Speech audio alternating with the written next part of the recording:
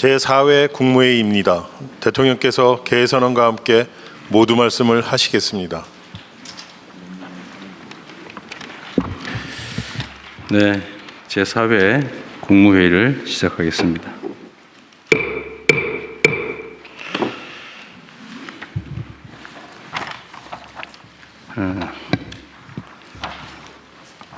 지난달에 수출이 1월 기준으로는 사상 최초로 600억 불을 돌파했다고 합니다. 내용을 보면 주력 품목 대부분의 수출이 늘었고 또 시장 다변화 흐름도 한층 공고해졌습니다. 이러한 지표 개선이 실제 우리 국민들의 삶을 변화시키는, 그리고 국민들이 체감할 수 있는 변화로 이어지기 위해서는 대기업, 수도권, 경력자 중심의 전통적인 시스템을 넘어서는 전략이 필요합니다. 더군다나 인공지능 대전환 가속화에 따라 경제 성과는 더욱 소수에 집중되고 일자리도 구조적으로 줄어들 수밖에 없습니다. 보다 많은 국민들께서 자유롭게 도전하고 또 혁신의 문을 두드릴 수 있도록 경제 체질을 완전히 바꿔 성장의 깊이와 폭을 넓혀야 할 때입니다. 이를 위해서는 누구나 아이디어만 있으면 창업할 수 있도록 창업의 문턱을 낮추고 파격적인 제도 혁신 그리고 자금 지원이 있어야 되겠습니다. 특히 창업 관련 규제 전반을 제로 베이스 차원에서 손볼 필요가 있습니다.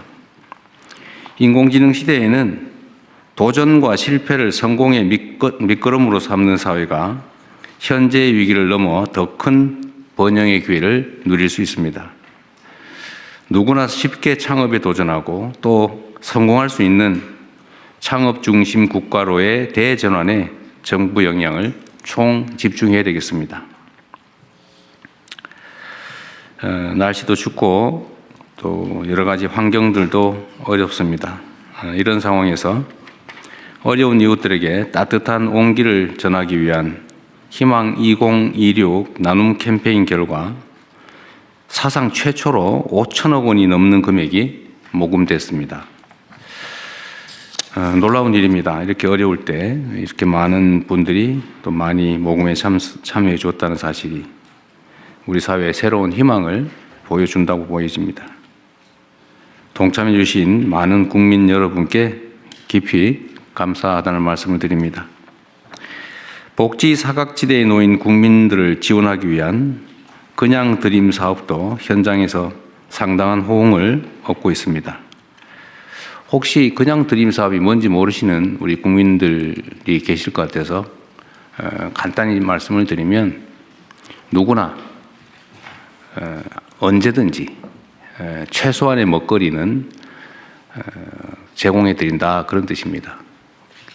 이 정책을 이제 구성하게 된 계기는 사실 배가 고파서 계란 한 판 훔쳤다가 구속된 사람들 이야기여서 그 단순한 한 끼 때거리가 없어서 이 범죄를 저지르고 또 그에 따라서 뭐 수사를 하고 구속을 하고 관리를 하는 이 엄청난 비용을 왜 들여야 되느냐. 그냥 계란 한 판 훔치는 대신에 한 끼 때울 수 있도록 우리가 음식물 제공을 하면 이런 사회적 낭비도 줄이고 또 불필요하게 누군가 처벌받는 그런 어려운 상황도 막을 수 있다는 생각에서 아무나 2만 원 정도 범위 내에서 식사할 수 있도록, 먹을 수 있도록 음식물을 그냥 제공하는 사업입니다. 뭐 처음에는 이렇게 하면 뭐 아무나 와서 뭐 벤츠 타고 와서 집에 가고 그러지 않겠냐 이렇게 얘기했지만 혹시 그런 일이 있다 치더라도 그게 얼마나 되겠습니까? 그리고 뭐 한 2만 원 정도 되는 음식물 무료로 얻겠다고 그 고생해가면서 그 배급하는 데까지 갈 사람 그리 많지 않습니다. 실제로 시행을 해본 결과로는 그런 경우를 거의 발견하기 어려웠다고 합니다. 본인들 직접 어려움을 겪는 당사자뿐만이 아니라 혹시 주변에 그런 분들이 계시면 지금은 전국에 150군데가 넘는 곳이 이런 사업을 하고 있기 때문에 최소한 굶지 않도록 음식물을 제공하는 그런 그냥 드림 센터가 있으니까 주변에 이런 시설 정책을 이용할 수 있도록 많이 알려주시기 바랍니다. 오는 5월에 본 사업을 또 확대합니다. 그 전까지 혹이라도 있는 미비점을 신속하게 보완하고 사업소 확대 또한 적극적으로 검토 시행해 주시기 바랍니다. 희망은 나눌수록 커지고 연대는 실천할 때 더 단단해진다고 합니다. 정부는 더 많은 국민과 기업들이 나눔 문화 확산에 동참할 수 있도록 제도적 유인책 보완 등도 세밀하게 추진해 주시기 바랍니다. 가급적이면 국가 예산보다는 우리 사회적인 기부 동참으로 해결해 보려고 합니다. 많은 참여 부탁드립니다. 참 그리고 실제 사례 중에 이런 것도 있었습니다. 어떤 분이 할머니가 음식물이 부족해서 이걸 받아가지고 갔다가 언젠가 또 시간이 지나고 보니까 그 할머니가 자기가 너무 많은 음식물을 제공받게 됐다. 라면 이런 거 제공받아서 다른 사람들도 좀 주라고 도로 또 거기에 갖다 놓고 간 분도 있었다고 해요.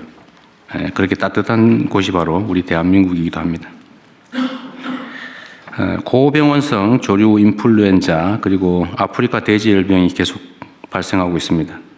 그리고 지난 주말에는 인천 농가에서 구제역이 발병했다고 합니다. 방역당국은 가축 전염병 확산 차단에 가용한 수단을 모두 동원하고 정부의 방역 대책에 적극 협력한 농가들이 피해가 확대되지 않도록 피해 보상이 가능하도록 잘 챙겨주시기 바랍니다. 그리고 이 현장에서 방역 공무원들이 참 고생을 많이 합니다. 이 방역 공무원들의 안전에도 신경 써주시고 이들이 그 고통에 대해서 그 고생에 대해서도 보상받을 수 있도록 잘 챙겨주시면 좋겠습니다. 곧 설 명절이 다가오기 때문에 물가 안정에 총력을 기울여야 합니다. 정부는 주요 성수품 공급 확대와 농축산물 할인 지원 강화 등을 포함해서 적극적이고 선제적인 장바구니 물가 대책을 빠르게 집행해 주시기 바랍니다. 네, 이상입니다.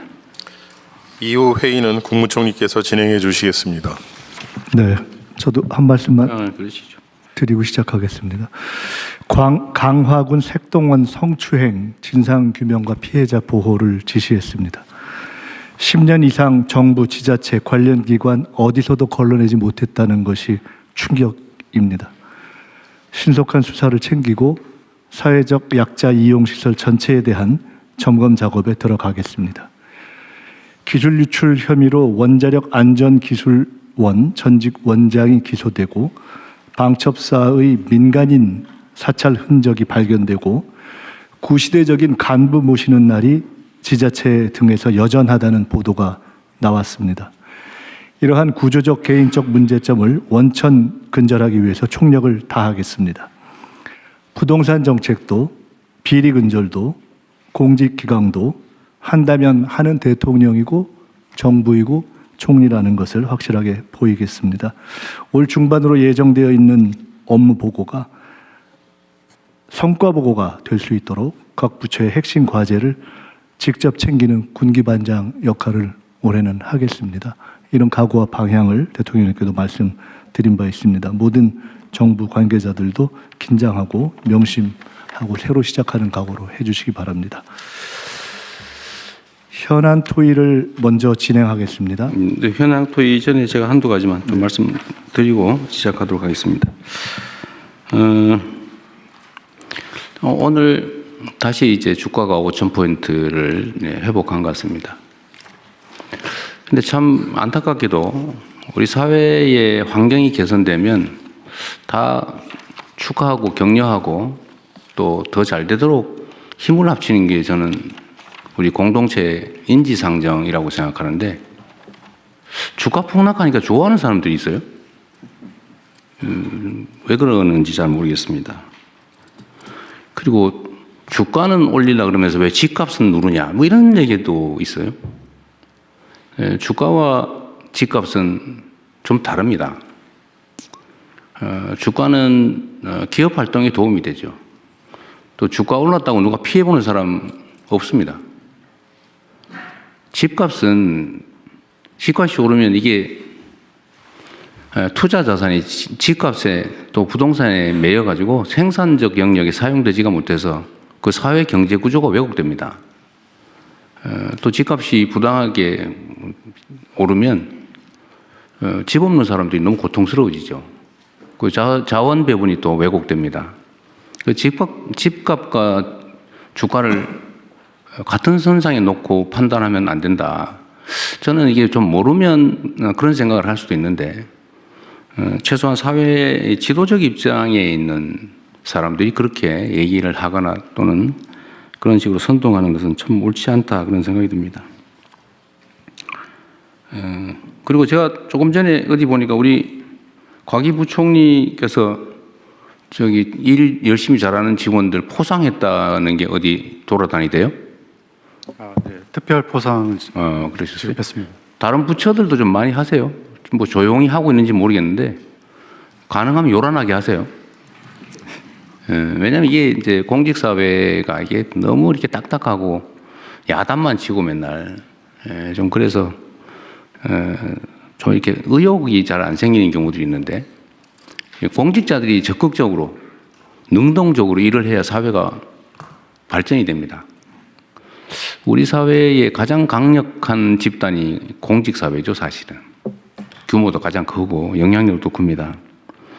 여기가 이 공직 구성원들이 의욕을 가지고 적극적으로 능동적으로 일할 때 하고 막 시키는 거나 겨우 하고 뺀질뺀질 거리고 의무 외에는 안 하고 이렇게 되면 절대로 안 되죠.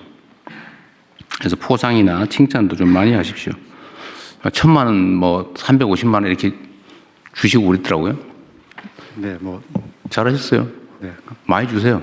계속하겠습니다. 네. 다른 부처들도 좀 하세요. 직원들 잘하는 거 발굴해가지고. 그래야 또 공직자로 국가와 국민을 위해서 봉사하는 재미가 있지 않겠습니까? 그리고 우리 법무부 오늘 대검찰청 보고가 하나 있네요. 민생침해사범. 이건 일단 보고 별도로 하실 거죠? 예, 그렇습니다. 문서인데, 예, 그러십시오. 그렇게 하고.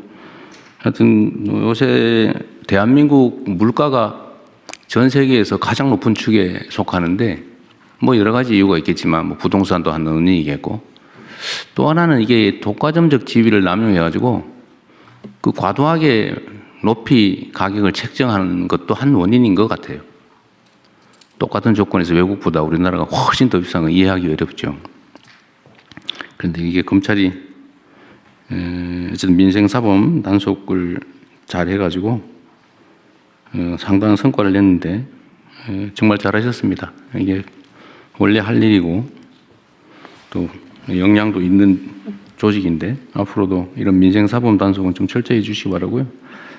좀 이따 보고할 때 한꺼번에 얘기하도록 하겠습니다. 네, 준비된 안건 토의 시작하시죠. 네.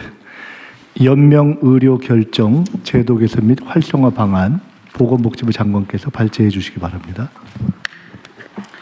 네, 복지부 장관입니다. 연명의료 결정제도 개선 및 활성화 방안에 대해서 보고드리겠습니다. 보고 배경입니다. 2018년 연명의료 결정법 시행 이후 연명의료를 받고 싶지 않다는 비율은 77%까지 높아지고 있으나 실제 연명의료를 시행하지 않거나 중단한 환자는 전체 사망자의 19.5% 수준입니다. 보건복지부는 생애 말기 존엄한 삶을 위해 연명의료 결정제도를 활성화하고 생애 말기 돌봄 체계를 구축하고자 합니다. 문제점입니다. 먼저 죽음에 대한 논의를 기피하는 문화, 연명의료의 상담과 정보 접근성의 제약으로 연명의료에 대해 사전에 충분히 고민하기 어려운 여건입니다. 사전 의향서가 있어도 연명의료를 중단, 유보할 수 있는 임종 과정에 대한 판단이 어렵고 수행 가능한 의료기관이 부족합니다. 연명의료 중단 이후에 선택할 수 있는 생애 말기 돌봄 서비스가 부족한 실정입니다. 말기 암 환자의 호스피스 이용률은 27.2%입니다. 다음은 개선 방안입니다. 먼저 연명의료에 대한 사전 의향 결정을 통해 웰다잉에 대해 미리 숙고하는 문화를 확산하겠습니다. 사전 의향서 등록 기관을 확대하고 환자의 가치관을 반영하도록 사전 의향서의 서식을 개편하겠습니다. 연명의료 결정을 포함한 웰다잉에 대해 준비해야 할 사항에 대한 포괄적인 홍보를 강화하겠습니다. 둘째, 연명의료 결정이 존중되는 기반을 확충하겠습니다. 연명의료 계획서 작성하는 시기를 현재의 말기 시점에서 말기가 예견되는 시점으로 확대하고 연명의료, 생애 말기 돌봄 등에 대한 표준 상담 프로세스를 보급하고 상담 활성화 지원 방안을 마련하겠습니다. 현재 임종기로 한정되어 있는 연명의료 유보 중단 가능 시기에 대해 사회적 합의를 거쳐서 적용 범위를 말기까지 확대하고 구체적인 기준을 마련하겠습니다. 무연고자와 고립 단절 노인 등에 대한 연명의료 결정을 위해 법령 보완 방안을 마련하고 연명의료 수행 의료기관도 확대하겠습니다. 셋째, 연명의료 결정 이후 존엄한 생애 말기와 임종 지원을 위한 체계를 구축하겠습니다. 의료기관 호스피스를 확충하고 말기 환자에게 적용할 수 있는 표준진료 가이드라인을 보급하겠습니다. 요양시설에서는 임종 돌봄에 대한 계약의사의 역할을 강화하고 종사자 교육, 임종실 설치를 확대하겠습니다. 가정형 호스피스, 재택의료센터 등을 확충하고 통합돌봄과 연계하여 재가 임종 방안을 마련하겠습니다.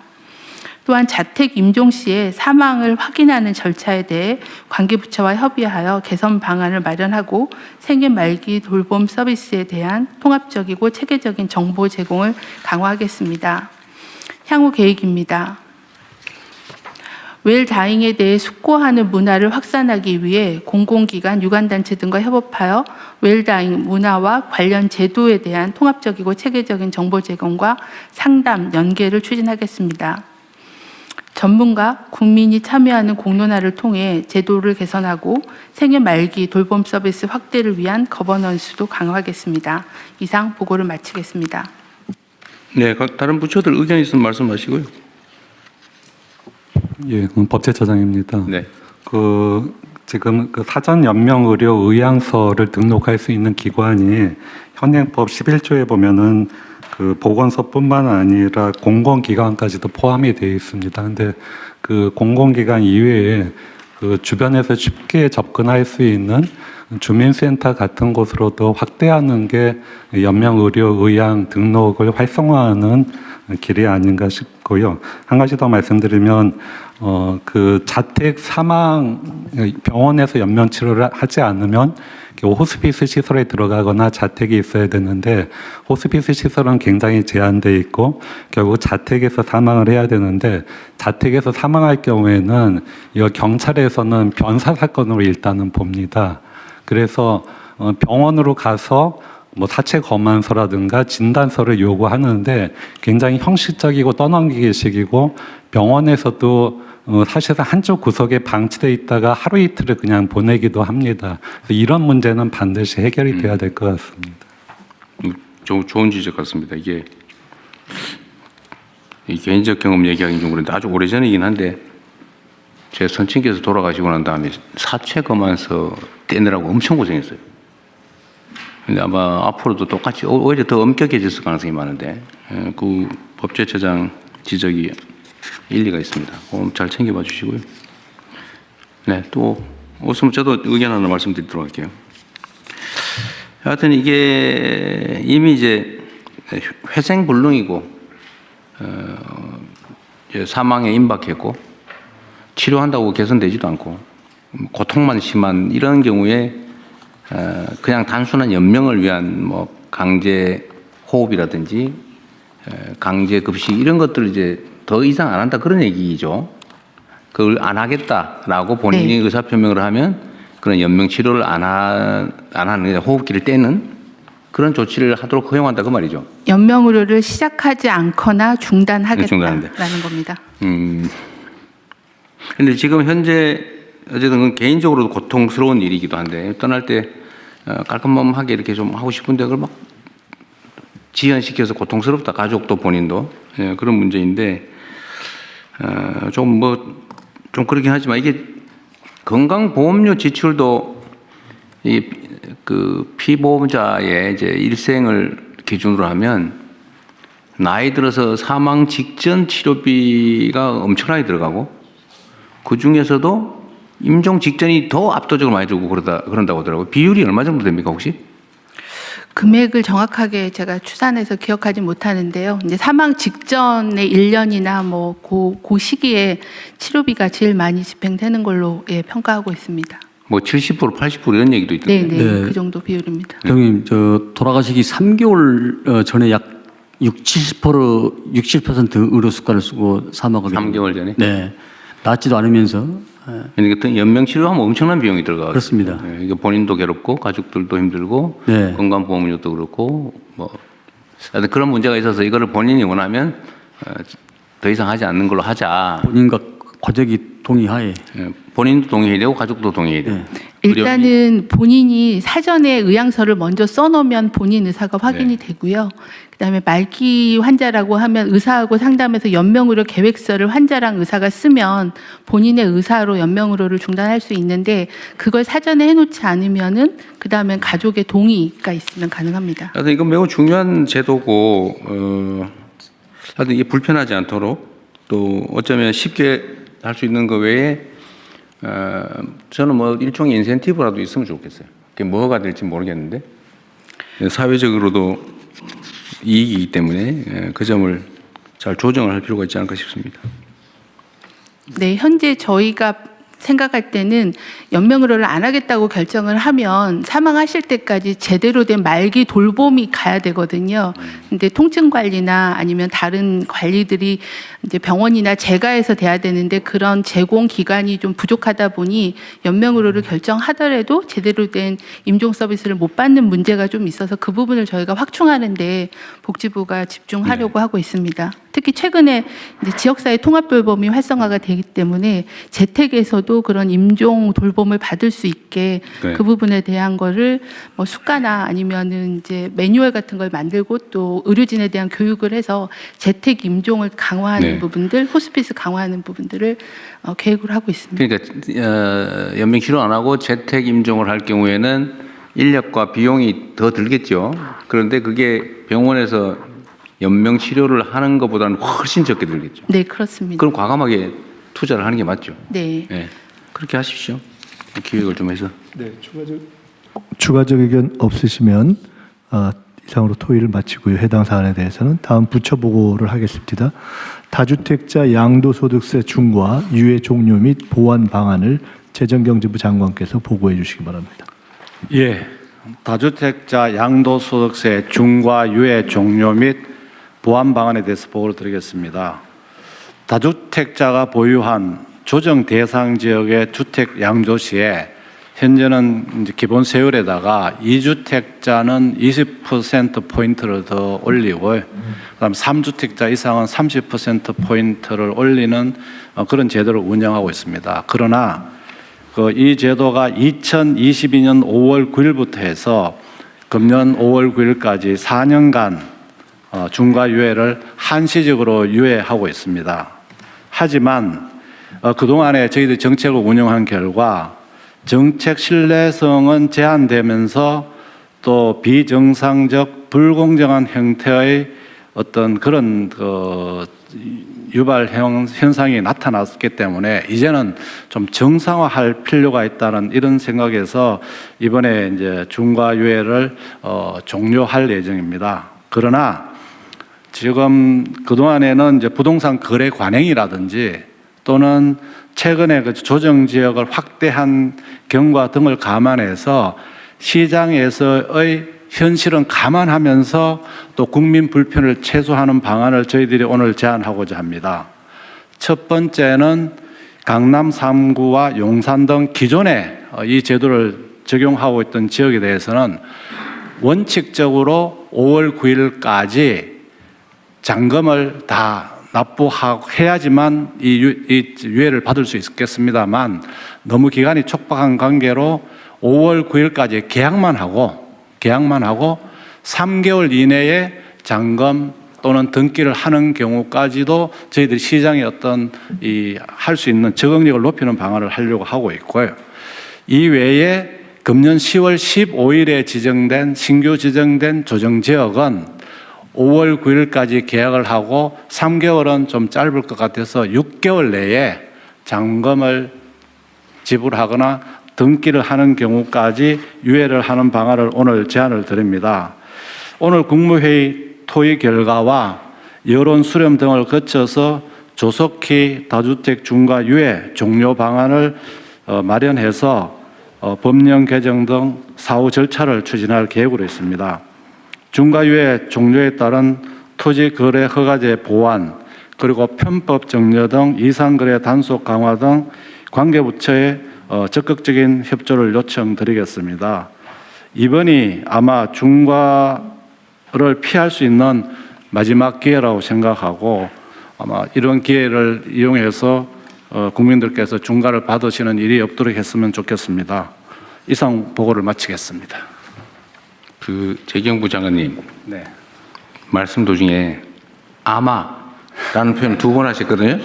예. 아마 없습니다. 아마 없습니다. 알겠습니다. 아마가 아니고 이게 지금 저는 정책의 신뢰나 예측 가능성이 정말로 중요하다고 생각하는데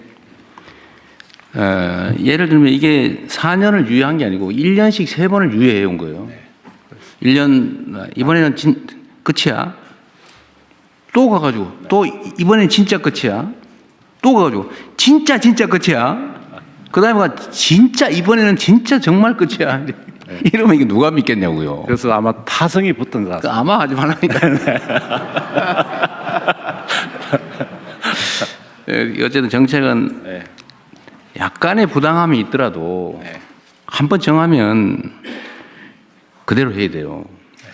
보완은 그 후에 다른 방식으로 해야지 그 자체를 밀어버리거나 변형을 해버리면 정책을 안 믿게 되죠. 네, 그렇게 하도록 하겠습니다. 그리고 믿은 사람만 손해보잖아요. 안 믿은 사람은 득보고 믿은 사람은 손해보고 정부 정책을 잘 따른 사람은 상대적으로는 손해봤다는 느낌 들고 안 따르고 버티고 힘써가지고 바꾸는데 영향을 줘서 바꾼 사람만 득보고 이러면 이게 공정한 사회가 되겠습니까? 비정상적인 사회로 자꾸 하잖아요. 그래서 앞으로는 그런 거 절대 없게 하도록 해야 됩니다. 네, 원칙대로. 원칙적으로 하고 이게 이제 이 문제뿐만이 아니라 다른 문제도 비슷해요. 정책을 준비하고 발표할 때 정말로 치밀하게 시뮬레이션하고 그래서 언제나 레드팀이 꼭 있어야 됩니다. 반박해보고 그리고 가능하면은 이해관계자들 의견도 다 듣고 또 소위 많은 사람들이 지켜보는 가운데 브레인스토밍을 해가지고 모든 가능성을 다 점검을 해야죠. 그리고 우리 사회는 부동산 투자, 부동산 거래와 관련해서는 정말 수십 년간 만들어준 신화가 있어요. 신화. 불패 신화. 그리고 여기에 또 너무나 많은 사람들이 또는 힘 있는 사람들이 이해관계를 갖고 있기 때문에 정책 변경이 너무 쉬워요. 그래서 사람들이 그렇게 믿게 된 겁니다. 이거 끝나면은 결국은 매물이 잠길 거고 매물이 잠기면은 매물을 팔게 하기 위해서 또 연장할 거고 뭐 이렇게 생각하잖아요. 지금도 사실 그 생각을 하고 있어요. 그리고 5월 9일 지나서 안 하면 어떡할 건데 버티면은 언젠가는 집 거래를 하기 위해서 또 뭐 풀어주겠지 이렇게 믿잖아요. 그래서 이 가능성을 원천적으로 봉쇄해야 됩니다. 그래서 제가 그 말씀을 드리는 거예요. 대한민국의 부동산 이 문제는 정말 이 사회 발전을 통째로 가로막는 아주 암적인 문제가 됐어요. 부동산 거래하는 사람이 나쁘다는 얘기 아닙니다. 그건 시스템이 사회가 그렇게 허용하니까 그렇게 하는 거예요. 근데 그 정책을 제대로 못 만든 또는 의지를 갖지 않은 그 결정권을 권한을 가진 사람이 문제인 거죠. 최소한 국민주권정부에서는 그렇게 하지 않는다. 그리고 정책을 만들 때는 이 부동산에 대한 욕구는 워낙 강렬해서 구멍이 정말 바늘 구멍만한 틈새만 생겨도 그게 확 커져가지고 댐이 무너지듯이 무너진단 말이에요. 그래서 정책 입안 과정에서 정말로 치밀해야 돼요. 알겠습니다. 완벽하다 싶을 정도 치밀해야지 아마 이렇게 하면 안 돼요. 네, 알겠습니다. 그 절대 안 돼요. 아마. 예? 0.1%가 안 돼요. 완벽하게. 그래서 이 정책의 신뢰, 안정성이 꼭 담보돼야 되겠다. 그 말씀 드리고요. 그러면은 이번에 매물 잠기면 어떡할 거냐. 버티는 게 이익이냐, 아니냐. 이것도 합리적으로 판단해야죠. 지금 뭐 일부에서 정부에 관계된 사람들 중에 다주택 있는데 니그부터 먼저 팔아라고 시켜야 되는 거 아니냐 이렇게 얘기하는데 저는 이것도 문제가 있다고 생각합니다. 제가 예를 들면 누구한테 이거 팔아라고 시켜서 팔면 그거는 그 정책이 효과가 없다는 뜻이에요. 제발 팔지 말고 좀 버텨줘 라고 해도 팔게 상황을 만들어야죠. 그 시켜서 억지로 파는 거 의미 없어요. 아, 파는 게 이익이다. 지금 다주택을 해소하는 게 경제적으로 이익이다라고 합리적 판단이 가능하게 제도를 만들어야죠. 그런 제도를 만들 권한이 없거나 제도적 장치가 부족한 게 아니잖아요. 할 거냐 말 거냐만 남는 거지 얼마든지 할 수 있지 않습니까? 다만 이제 정치적인 정무적인 문제가 남겠죠. 그런데 대한민국에서 이 부동산 투기, 부동산 불로소득 공화국이라고 하는 것을 시정하는 것만큼 중요한 국가적 과제가 어디 있겠습니까? 그 이번에 안 하면 완전히 잃어버린 20년 뭐 이렇게 돼가지고 나라가 정말 심각한 위기에 처할 때, 즉 풍선이 터질 때까지는 그냥 그대로 쭉 달려갈 가능성이 높아요. 지금이라도 막아야죠. 그래야 피해가 최소화됩니다. 지금 단계에 할 수 있는 최선을 다하는 거고, 버티는 게 손해인 걸 설계를 해야죠. 네. 그거 할 수 있잖아요, 그죠? 네. 지금 규칙 따라서 하는 게 현실적으로 이익이라는 객관적인 믿음을 만들어야죠. 네. 그래서 이번에 또 했더니 또 안 되더라 이러면 이 앞으로 남은 4년 몇 개월 이 국정을 이끌 수가 없습니다. 그래서 반드시 이번에는 완벽하게 합리적으로 공정하게 제도를 설계하고 집행을 하도록 준비를 하시기 바랍니다. 네. 그리고 5월 9일까지 어쨌든 만료를 하는데 계약한 원래는 잔금까지 내야 되는 거긴 하지만 5월 9일을 양보할 수는 없고 네. 5월 9일로 하는데 다만 시간이 너무 짧고 네. 정부에서 이렇게 앞으로 뭐 또 연장하겠지라고 이렇게 부당한 믿음을 갖게 하는데 책임이 있습니다. 이때까지 계속 그랬으니까요. 네. 앞으로도 연장할 가능성이 있다고 믿게 만든 정부가 잘못이 있으니 이번에 한해서 계약한 거는 인정해 주자. 그때까지. 네. 그리고 기존의 것은 3개월. 그러니까 8월 9일까지. 네. 그다음에 작년에 새로 조정 지역으로 편입된 지역은 기간이 짧으니까 거기는 11월 9일까지 6개월까지 잔금이나 중도금을 잔금 내고 등기 내면 네. 면제 중과세 면제해 준다. 어쨌든 그렇게 하시고요. 앞으로는 아마는 없다. 네. 확실하게. 확실하게. 들어가자. 네. 알겠습니다. 그리고 이 과정에서도 어쨌든 5월 9일까지 중과세 면제 네. 요 기준은 지키되 불합리한 결과가 발생할 수 있는 예외적 상황들이 있을 수 있잖아요. 네. 어쨌든 그 문제도 일부 검토를 좀 하도록 하시고요. 또 이런 것도 있죠. 버틸 수 있게 그럼 언젠가는 뭐 정권 교체를 한번 기다려보자 이런 것도 있을 수 있어요. 실제로 그럴 수 있습니다. 근데 그게 불가능하게 만들어야지. 근데 뭐 세금 얘기를 지금 하는 건 부적절하니까 하지 말고 어쨌든 할 수 있는 방법은 다 찾는다. 그 세입자 문제 때문에 골치 아픈가 봐요.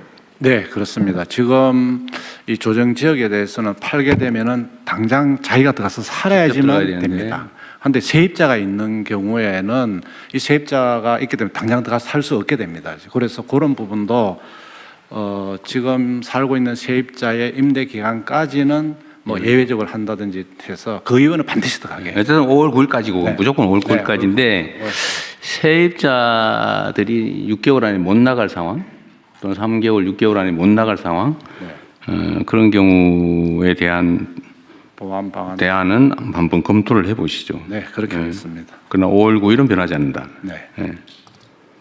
5월 9일은 확실하게 지키겠습니다. 확실하게.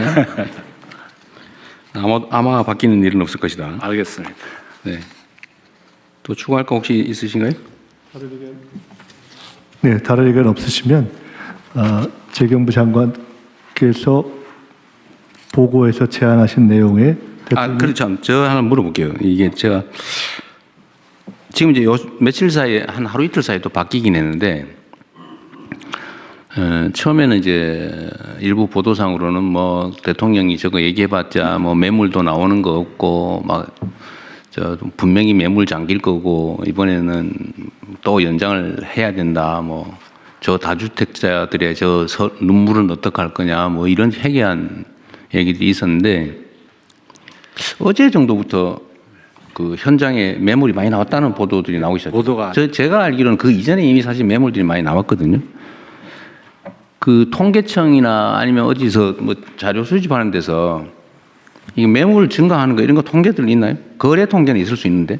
예, 있습니다. 그래서 한번 얘기해 보실래요? 어떻게 변화되고 있는지? 그러니까 현재 이번에 서울 전체적으로 매물이 좀 줄긴 했는데요. 강남 3구하고 용산 쪽에서는 전체 평균 대비 11.74%가 매물이 늘어났다고 보고되고 있고요. 평시보다 11.7%가 늘어났다. 네, 송파가 15% 상향이 되고요. 15%나 늘어났다고. 네, 용산은 4.19로 해서 좀 낮고 그렇습니다.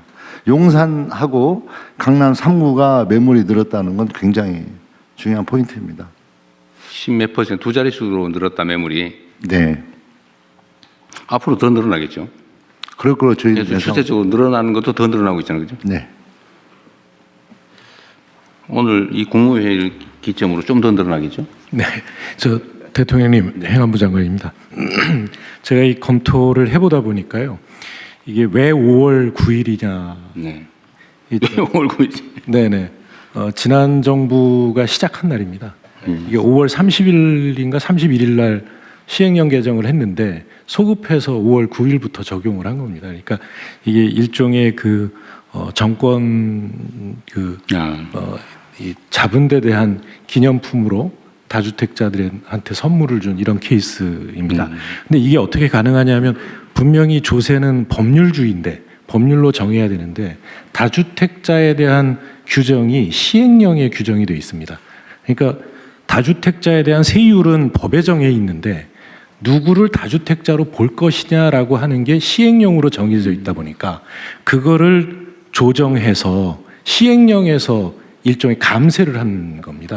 그래서 이 시행령에 정해져 있는 다주택자 기준 명확한 그 규정을 법률로 옮기는 작업을 해주셨으면 좋겠습니다. 근데 뭐 이거 앞으로는 아예 그냥 시행령에 위임한 조항을 없애버리는 것도. 네, 그렇게 해서 법률로 정해버리는 게 좋겠습니다. 이번에 어차피 이 제도 전체 설계를 바꿀 거 아니에요? 바꿀 이번에는 때 감안해서 하시죠. 네, 대통령 이번에는 이게 시간이 좀 짧기 때문에 시행령으로 하고 이건 법으로 이제 또 이후에 그렇죠. 이거는 그냥 놔두면 5월 9일에 잔금까지 내야 되는데. 네네. 아까 얘기했던 너무 짧은 상황에 해야 되기 때문에 시행령 보완은 그건 시행령으로 할 수밖에 없겠네요. 네, 그렇게 하겠습니다. 근데 제가 어제 밤에 우리 국무위원님들 아니면 뭐 부처장들도 이거 혹시 의견 있으면 준비하라고 했는데 준비된 분들 있으면 말씀하십시오. 다 하셨어요? 다 하신 모양이니? 네. 대통령 마지막으로요. 저기 보시면은 저 2번에 보시면은 토지 거래 허가제 구역에서는 허가 후 4개월로 되어 있습니다. 잔금 실거주 의무가 이게. 그래서 저한테 또 어떤 분이 말씀하시기는 5월 9일 계약은 3개월이 아니고 4개월로 좀 해달라 이런 얘기도 있습니다. 그래서 시장의 목소리도 듣고 그래요? 저희들이 3개월이냐 4개월이냐. 네네. 근데 토지 거래 허가제는 그 정도면 4개월이기 때문에 그런 것도 시장의 목소리 듣고 좀 조정하도록 하겠습니다. 그럼 처음부터 4개월 해줘요. 3개월이 왔어요. 예, 그래서 그렇지만 여기서 토론을 좀 붙이려고 그러겠습니다. 그건 현실적인 필요를 고려해서 네. 적절하게 결정할 때 또 하면 되니까요. 네. 기대하십시오. 4개월이 될 수도 있다. 네. 국토부하고 협의하겠습니다.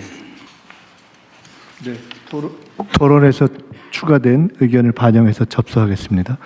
다음은 민생안정침해사범 엄단 방안을 검찰총장 직무대행께서 보고해 주십시오. 예, 검찰총장 직무대행입니다. 민생안정침해사범 엄단 방안 보고드리겠습니다. 먼저 수사 성과입니다. 검찰은 25년 9월부터 5개월간 시장 질서를 교란하고 물가를 상승시켜 서민 경제를 위협하는 국민 생활필수품 담합 사건을 집중하여 수사하였습니다. 설탕과 밀가루의 가격 담합으로 인해서 식품 물가 전반을 뒤흔들고 전기료의 상승으로 인해 가게를 위협하는 한전 입찰 담합의 전모를 밝혀 총 52명을 기소하였습니다. 설탕 가격의 담합 규모는 약 3조 2,700억 원, 밀가루는 약 6조 원, 한전 입찰 담합은 약 6,700억 원의 규모에 달하는 사실을 규명하였습니다. 사안별 개요와 수사 경과는 아래에 보시는 표와 같습니다. 가격 담합으로 인해서 담합에 가담한 법인들은 막대한 이득을 취득한 반면 식료품 물가 및 전기료 상승 등 피해는 소비자인 국민들에게 전가된 사실을 확인했습니다. 담합 발생 전 대비 설탕 가격은 최고 66.7%, 밀가루 가격은 최고 42.4%까지 인상되었습니다. 한전 입찰 담합의 경우에는 담합 업체들의 평균 낙찰률이 약 96%에서 담합 종료 후에는 67%까지 낮아진 사실을 확인하였습니다. 다음으로 제도 보완 방안입니다. 담합으로 인한 공정거래법 위반죄의 법정형은 3년 이하의 징역 또는 2억 원 이하의 벌금으로 해외 주요 국가들의 법정형에 비해서 매우 낮은 수준입니다. 경쟁 질서를 심각하게 침해하는 담합범죄를 근절하기 위해 담합범죄의 법정형을 상향하는 내용의 개정 논의가 필요한 상황입니다. 참고로 미국의 그 반독점법 위반으로 기소되는 통계를 보면 개인의 수가 법인보다 월등히 많고 개인은 54.6%에게 실형이 선고되고 있는 실정입니다. 설탕과 밀가루 가격 담합 업체들 중에 일부는 과거의 수차례 적발에도 불구하고 재범에 이른 점에 비추었을 때 법인에 대한 과징금이나 벌금 처분만으로는 근절이 어렵습니다. 그래서 실제 범행을 실행한 개인에 대한 형사처벌도 강화가 필수적입니다. 마지막으로 부당이득 환수 방안입니다. 담합 근절을 위해서는 담합으로 얻은 부당이득 박탈, 즉 범죄 수익의 환수가 필수적입니다. 다만 담합으로 인한 범죄 수익의 특정 어려움으로 인해서 실제 범죄 수익 환수가 이루어진 사례는 확인되지 않았습니다. 입찰의 경우를 예를 들면 낙찰가액 자체가 수익이 아니라 정상적인 경우의 낙찰가액과 담합으로 인한 낙찰가액의 차액을 법원에서는 요구를 하고 있는데 그 정상적인 낙찰가액이라는 것이 여러 가지 가정적 상황을 전제로 산정할 수밖에 없어서 구체적 산정에 어려움을 겪고 있습니다. 담합 행위로 인한 부당이득의 구체적인 산정 기준을 마련해서 적극적인 몰수 추징으로 범죄 수익을 철저히 환수하도록 하겠습니다. 이상 보고를 마치겠습니다. 이건 논의할 게 꽤 많은데요. 일단은 우리 공정거래위원회, 아니 먼저 이거부터 하죠. 법정형을 상향하는 거는 법제처가 좀 준비를 하든지 해가지고 정부 입법으로 하든지. 공정거래위원회가 상향 그 준비해서 네. 보고를 했습니다. 그럼 공정거래위원회가 지금 발표를 먼저 하실래요? 예. 준비한 게 있으면 어떻게 할지? 제 발표 자료가 여기 준비되어 있는지 모르겠는데 그 설탕 사건은 그 24년부터 공정위가 조사해 왔고 24년 말에 이제 공정위와 검찰에 그 자진 신고가 들어왔었고요. 공정위 조사는 지속돼서 25년 9월쯤에 이제 마무리 단계였고 그때 이제 검찰이 그 고발 요청을 했고 공정위 고발했고 그래서 이제 검찰 고발과 공정위 조사 마무리도 동시에 진행되고 있습니다. 공정위 심의는 2월 11일 날 있습니다. 밀가루 사건은 제가 취임한 후 첫 번째 직권조사 사건이고요. 10월부터 공정위 조사가 시작되었고 지금 조사 마무리 단계이고 검찰 고발 요청도 최근에 들어왔고요. 그래서 공정위 고발했고 검찰도 지금 조사하고 있고요. 그래서 밀가루는 3월 초쯤에 공정위 조사는 완료될 거고 심의는 한 그로부터 2개월에서 3개월 후에 진행될 예정입니다.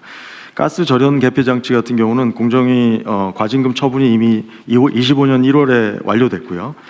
그래서 400억 조금 못 되는 과징금이 부과됐고 6개 법인이 24년 말에 고발되었고요. 지금 검찰 조사도 지금 진행되고 있습니다. 지금 그 관련 부당이익 환수를 위해서는 현행 그 담합은 관련 매출의 20%까지 그 과징금을 부과할 수 있습니다. 그래서 지금 현재 이런 과징금 상한을 20%에서 30%로 상향하는 공정거래법 개정안을 준비 중이고요. 그리고 실효성 있는 과징금 부과가 될 수 있도록 시행령과 과징금 고시 등을 통해서 상한에서 너무 낮아지지 않도록 담합의 중대성이 중간이나 심각할 때는 하한까지 둘 수 있는 시행령 혹은 과징금 고시를 개정하도록 할 것입니다. 그리고 물가 원상 복구를 위해서 공정위가 지금까지 이제 가격 재결정 명령을 아주 소극적으로 활용했었는데 지금부터는 보다 적극적으로 가격 재결정 명령을 시정 명령으로서 활용할 수 있도록 그 참고로 있는 그 시정 조치 운영 지침도 좀 개정할 예정입니다. 그리고 이상입니다. 우선 제가 궁금한 거 아까 과징금을 400억 했다는 게 어떤 거에 대한 400억이에요? 한전의 가스 절연 개폐 장치 담합 사건. 오늘 이 사안 아니고 이 사안까지 한전의 입찰 담합 이 얘기하는 그 사안 맞습니다. 그 사안입니다. 담합 규모가 6,776억인데 400억 했으면은 몇 프로 이게? 391억 정확한 액수는 391억이고 7%밖에 안 돼. 예, 그렇습니다.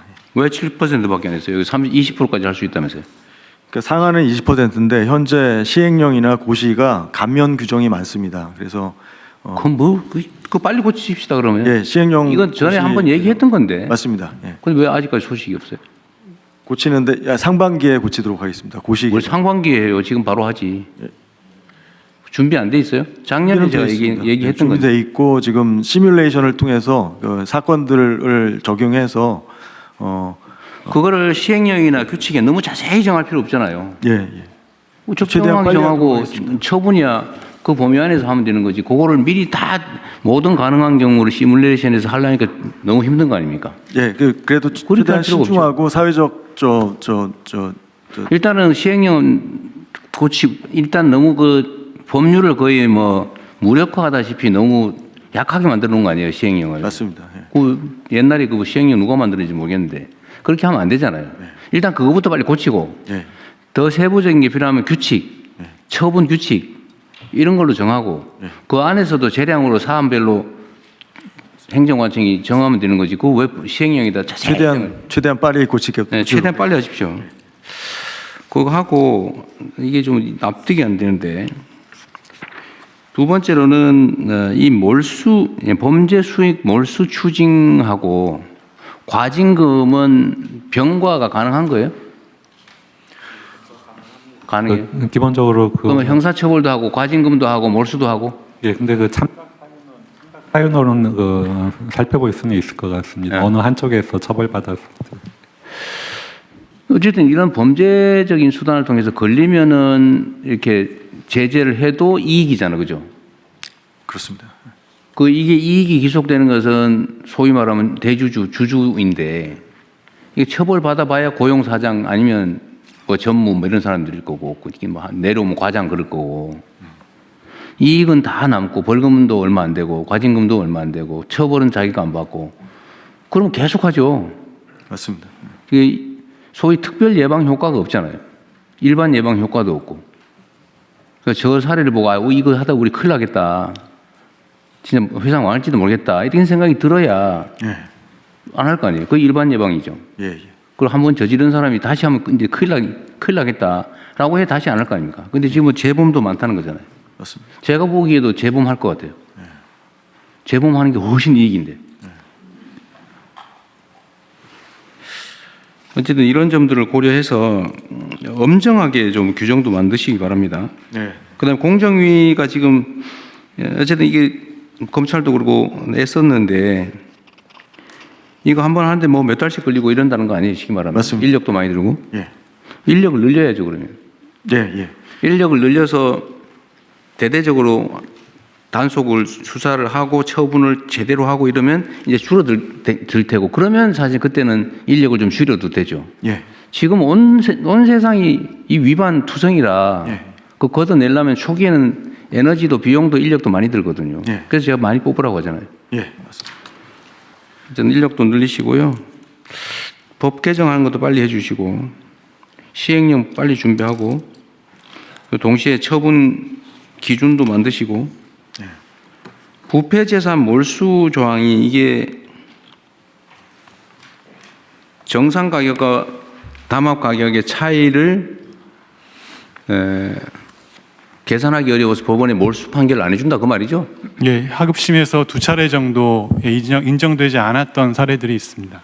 그래서 이거를 몰수 규정에 대해서 일종의 간주 추정 규정을 만들면 되잖아요. 예, 그 주가 조작의 경우와 마찬가지로 입법을 통해 가지고 몰수 추징에 관한 간주 규정을 두고 그 아래 이제 시행령 형태로 그걸 구체화하는 방식을 네. 입법을 생각할 수 있습니다. 근데 몰수 조항을 시행령에 위임하면 재형법정주의 논란이 벌어질 것 같은데. 예, 그래서 이제 법률 단계에서 간주하는 규정까지는 두고 네. 구체적인 산정 방식에 대해서 이제 아래로 위임 입법을. 그래서 입찰 비리 대개 이게 지금 담합이라고 하는 게 유형화돼 있잖아요, 그죠? 가격을 조정한다든지 뭐 낙찰 뭐 이런 거 한다든지 몇 개 유형이 있을 텐데 거기에 대해서 정상 가격에 대한 간주 규정을 하나 만들어서 증명되지 않은 그 가격으로 한다. 예를 들면 입찰을 할 때는 입찰 예정가가 있잖아요. 예를 들어 입찰 주체가 추정 가격이 있잖아요, 지금.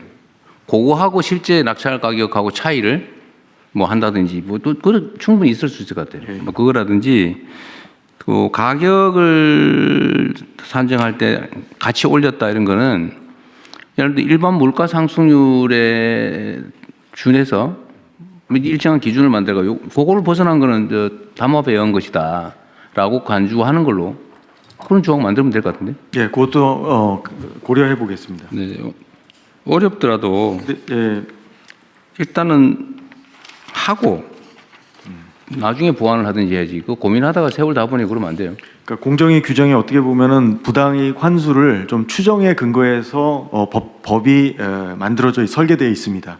관련 매출의 30% 혹은 20% 이런 네. 추정에 의한 부당이익 환수인데 이 규정으로 부당이익 환수가 부적절하게 되었다라고 판단될 때는 방금 말씀하신 가격 추정 네. 요건을 활용할 수 있을 것 같습니다. 그러니까 그 과징금 규정은 약간 추상적이거나 예. 또는 뭐 합의 규범으로 정해도 되는데 몰수 규정은 형사처벌이라서 법에다 엄격하게 최대한 확정해놔야 될 거 아닙니까? 그렇습니다. 그것도 고민해서. 예. 그리고 검찰도 그렇고 경찰은 이런 담합 수사 안 합니까? 예, 그 공정거래법에 현재 공정거래위원회에서 검찰총장에게 고발해야 한다 이렇게 규정이 돼 있어서 그 주로 공정거래위원회에서 검찰에 고발을 하고 있습니다. 이 규정도 수사 기소 분리 원칙에 의해서 이 규정도 이제 손봐야 될 그런 조항인 것 같습니다. 근데 이런 부분에 대해서 전혀 논의가 안 되고 있는 것 같던데요. 이런 검찰에게 고발하는 조항이 많잖아요. 예, 이거 말고도 예 많이 있습니다. 그거에 대해서 법무부에서는 뭐 준비하기 있는 게 있어요? 예, 어쨌든 이건 뭐 그 형사법 개정하면 특사경 지휘와도 관련이 되어 있고요. 어떤 검찰만 수사할 수 있는 것들이 몇 개 있기 때문에 다 함께 손봐야 됩니다. 더불어서 제가 그 대통령께 좀 말씀드리고 싶은 것은 지금 이 담합 문제에 관련해서는요. 저희가 2021년도 이후에 자체 조사한 바에 의하면은 이 외국의 추세는 법인보다도 개인 고발이 더 많습니다.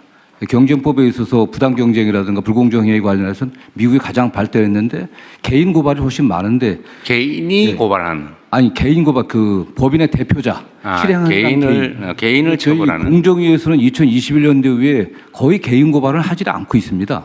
근데 법인에 대해서는 뭐 과징금을 낸다든가 상한 2억 정도의 벌금 갖고는 아무 의미가 없거든요. 그렇기 때문에 거기에 이 행위를 한 개인들 뭐 그게 실제 오너가 아니라고 하더라도 대표자라든가 실행행위에 가담한 계획 모의한 자들을 처벌해야 되는데 그 처벌이 없습니다. 나중에 법인만 고발하고 나서 나중에 검찰에서 개인 고발해라 고발 요청해 후서는 그때나 고발하고 있거든요. 지금 뭐 그 다음에 가장 큰 게 뭐냐면 공정위에서 열심히 하고 있는데 2021년도 이후에 공정위 고발 사건 중에서 조사 기간만 보통 뭐 1년 반 내지 4년까지 걸리는 게 있습니다. 근데 이게 3년 이하 징역이기 때문에 공소시효가 5년입니다. 5년 다 돼갖고 된 게 대부분입니다. 이 두 건도 마찬가지입니다. 그러니까 거의 다 넘어간다고 그냥 넘어간. 예, 제가 조금 보완해서 말씀드리면 맞아 말씀하시고 가십시오. 그래서 그 부분에서도 사건 기간이 굉장히 고질적으로 장기화되고 있다. 그다음에 공소시효 임박해갖고 고발한 경우가 많다. 그렇게 있고요. 지금 뭐 공정위원장은 뭐 조사를 여기 나온 것처럼 담합이 지금 오랫동안 됐었는데 강제수사 이 표 보면 나오세요. 강제수사 좀 보여주시면 게시일 중에서 수사 기간은 대개 뭐 얼마 되질 않습니다. 실제로 굉장히 급박해갖고 저희들이 수사를 했는데 이 자체 촉발하고 하는 게 이 리니언시 때문에 면책 조항이 있어갖고 다른 경쟁사에서 조그만 경쟁사에서 자체 제보를 검찰에 한 겁니다. 검찰에 같이 한 게 아니라. 그리고 나서 검찰에서 이 설탕 담합 같은 경우는 3번이나 고발을 하라고 요청을 한 겁니다.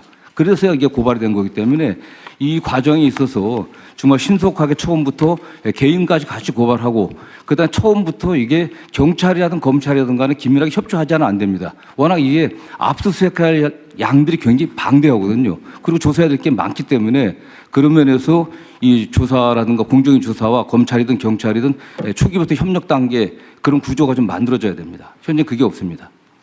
예, 공정위원장. 예, 뭐 지금 검찰에서 적극적으로 개인 고발을 하게 된 것에 대해서 저는 뭐 잘했다고 판단하고요. 그리고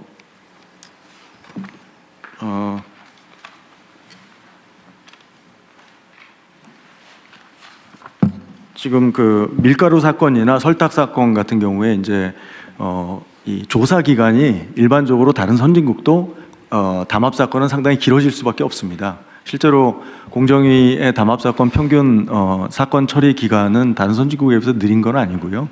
실제로 그 검찰에 이제 자진 신고했을 때 일반적으로 같이 신고합니다. 공정위하고 검찰하고 이게 일반적인 행태고요.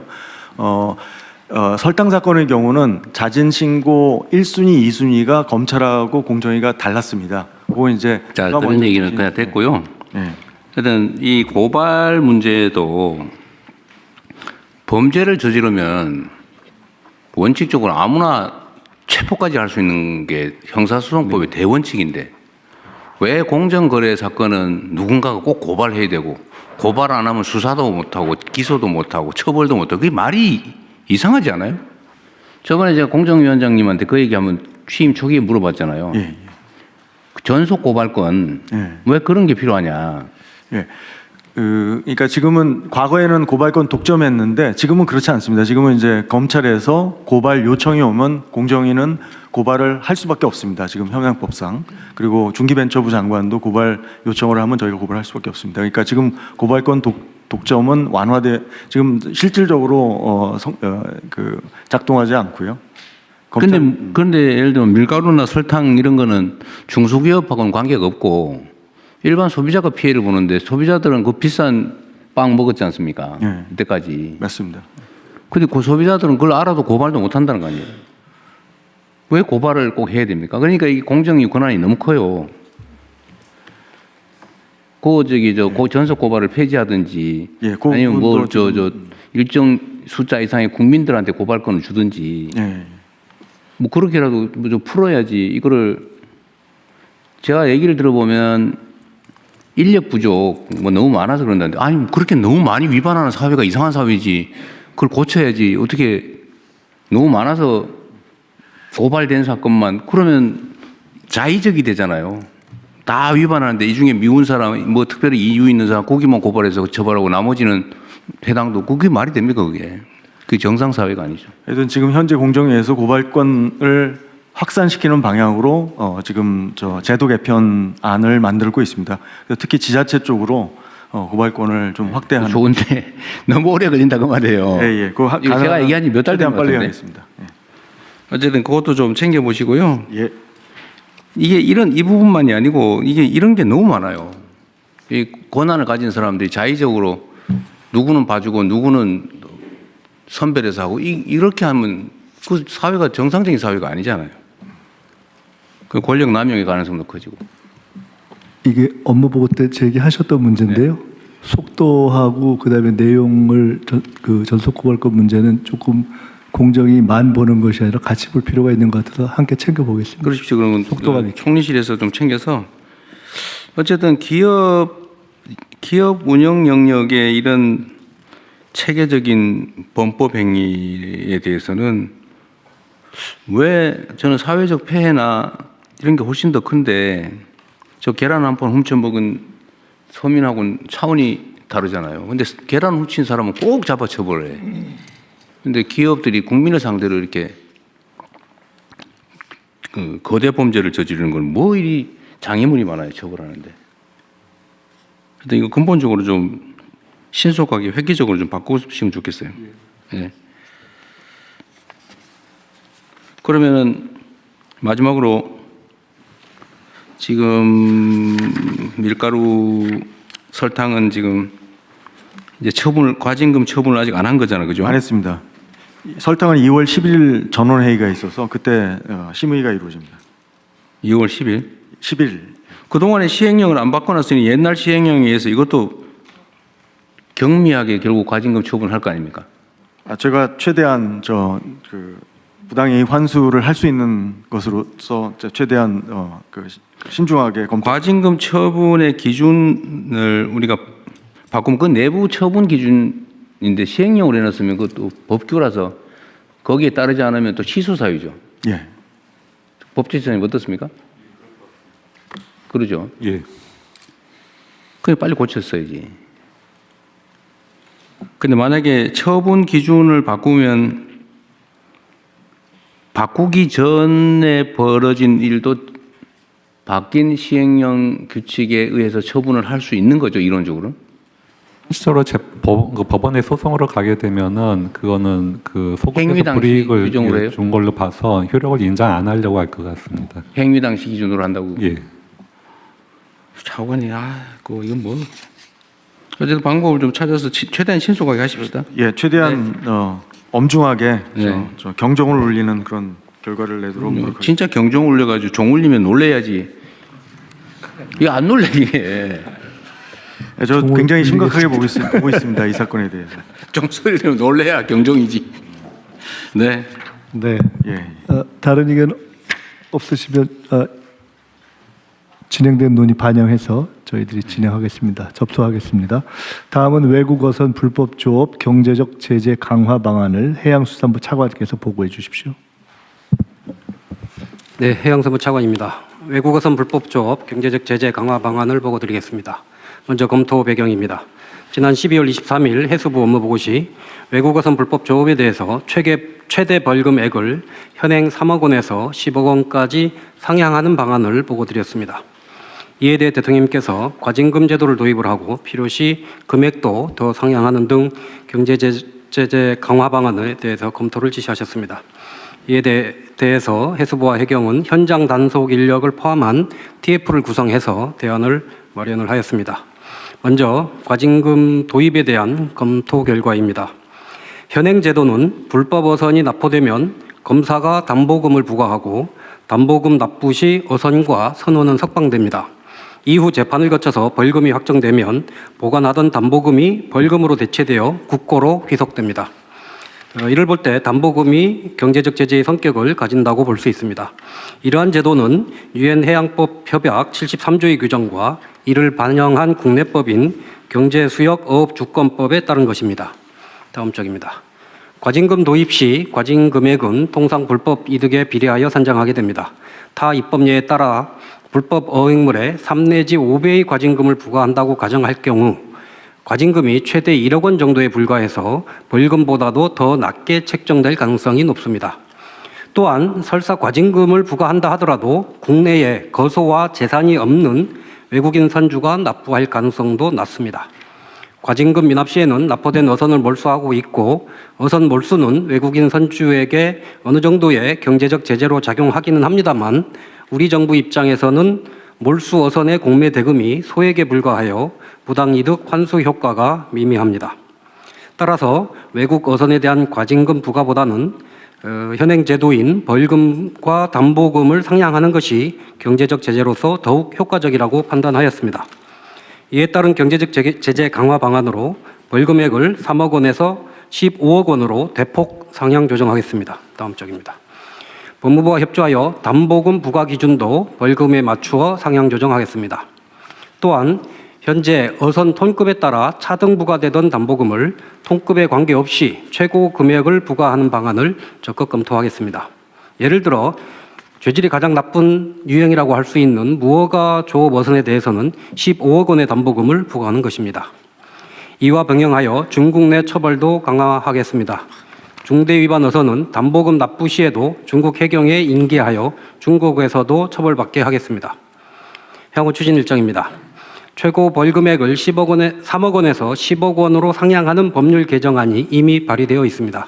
국회 논의 과정에서 이를 15억 원으로 상향토록 추진하겠습니다. 또한 벌금 상향 시 담보금 부과액도 상향토록 법무부, 외교부 등 관계기관과 적극 협의해 나가도록 하겠습니다. 이상입니다. 이게 지금 중국 불법어선 문제는 중국 당국이 무슨 방임을 하거나 조장을 하거나 그런 건 아니라는 거죠? 최근에 많이 줄었습니다. 물론 근절되고 있다고 보긴 어렵습니다만 지난 한 몇 년간 추이를 보면 이제 그러니까 이게 중국 정부의 무슨 암묵적 방침이나 방임에 의한 것은 아닌 것으로 보여진다 그 말이잖아요. 네, 저희들 그렇게 판단하고 있습니다. 실제로 뭐 그런 것 같은데 중국으로 넘기면 실제로 처벌한다는 거잖아요. 그렇습니다. 최근엔 그렇게 하고 있습니다. 그런데 이게 벌금을 상한을 높이고 벌금 상한액에 해당되는 담보금을 내면 사람도 석방해 주는 거고 배는 응유하는 거죠. 배도 보내요. 담보금을 납부하면 배도 보내줍니다. 배도 보내. 예, 그게 국제해양법 협약. 실제로는 이제 뭐 벌금을 내든 말든 되돌아보지 않는 거잖아요, 그죠? 그러니까 실제로는 담보금만큼 벌금이 선고되고 그럼 몰수되고 이제 종결하는 거죠. 그렇습니다. 그래서 그걸 15억으로 올린다. 뭐 그건 뭐 그렇게 하시면 될 것 같고 담보금을 올리기 위해서는 어떤 조치가 필요해요? 그건 담보금이라고 하는 건 어디에 근거한 제도예요? 그거를 시행하는 과정에서 담보금이라는 것도 그것도 법을 고쳐야 되는 거 아닌가요? 대통령님 네. 오른쪽입니다. 네. 해양경찰 네. 직무대행님 말씀드리겠습니다. 일단 그 이지어업법에 벌금을 상한을 해놔야 됩니다. 그러니까 그건 해야 되는데 담보금 상향은 지금 말이 없어서 그거 법적 조치 없이도 법 개정 없이도 그냥 15억으로 벌금만 아닙니다. 개정하면 담보금은 15억을 할 수 있는 거예요? 담보금은 그 법적 성격이 벌금에 해당됩니다.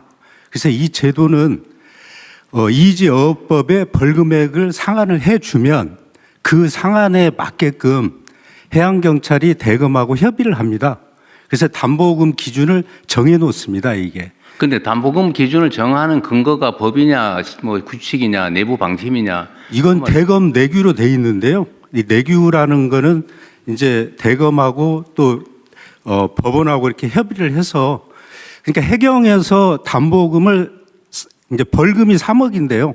담보금을 3억을 우리가 이렇게 검사에 지휘건의를 하면 검사가 3억 원을 똑같이 이렇게 올려줍니다. 그래서 이제 이게 이제 정확히 말씀드리면 보증금 납입 조건부 석방제도입니다. 이 부분이.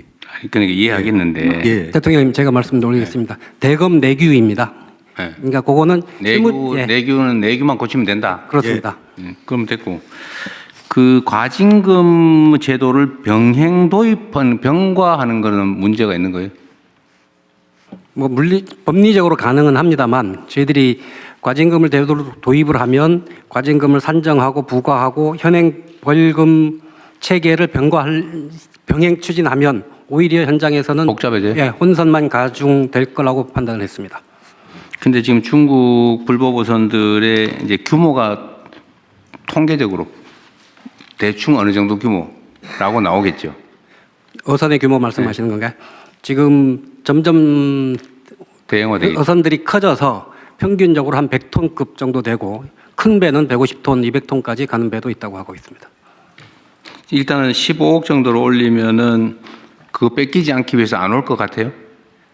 일단 지금 3억이기 때문에 이거를 5배 정도 올리면 상당한 제재 효과가 있을 것으로 저는 판단하고 있습니다. 전에 좀 한번 말씀드렸지만 어쨌든 거의 선단을 이루어서 오고 그중에 해경이 잡아봐야 한 척 또는 그대 두 척밖에 못 잡으니까 8척, 9척은 안전하게 영업을 하고 돌아갈 수 있으니까 잡힌 그 배에 이 보증금을 모아서 내주기로 하고 같이 떼지어 들어온다는 소문이 있더라고요. 뭐 지금 3억이면 그게 가능할지 모르겠는데 이거를 저희들이 10억, 15억으로 올리면 1억 5천씩 내야 되면 어려울 거다. 예, 그렇게 판단하고 있습니다.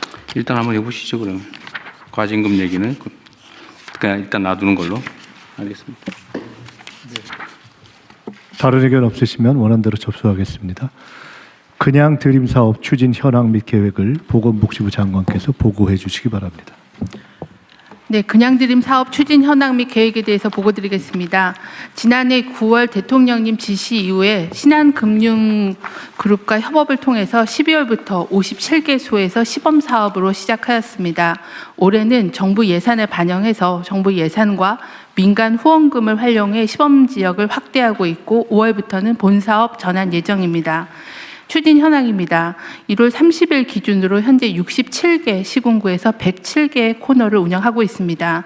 접근성을 높이기 위해서 푸드마켓, 푸드뱅크뿐만 아니라 행정복지센터, 사회복지관에도 코너를 설치하고 있고 신안군 등 일부 시군구는 복수로 센터를 운영하고 있습니다.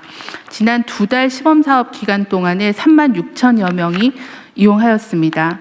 이 중에서 16.8%는 기본 복지 상담을 제공하였고 6.2%는 읍면동 심층 상담으로 연계하였습니다.